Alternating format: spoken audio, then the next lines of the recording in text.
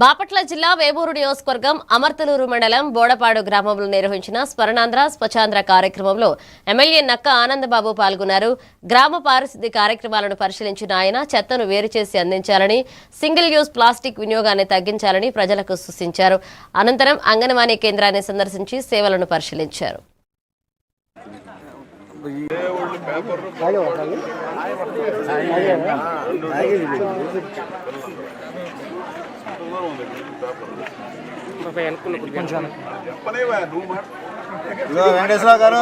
ఈ కార్యక్రమం యొక్క ప్రాధాన్యత ఏంటనేది అందరం కూడా గుర్తించాల్సిన అంశం. ప్రతి నెల పాల్గొంటున్నారు ముఖ్యమంత్రి గారు. ఈరోజు కూడా కృష్ణా జిల్లా గుడివాడలో వారు ఈ కార్యక్రమంలో పాల్గొంటూ ఉన్నారు.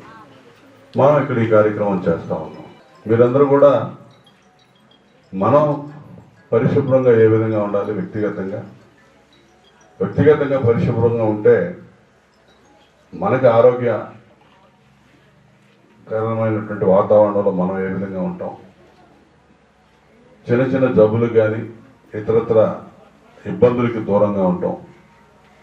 రోడ్ల బట్టి ఇబ్బంది పడుతూ ఉండేవాళ్ళు బహిర్భూమికి వెళ్ళి.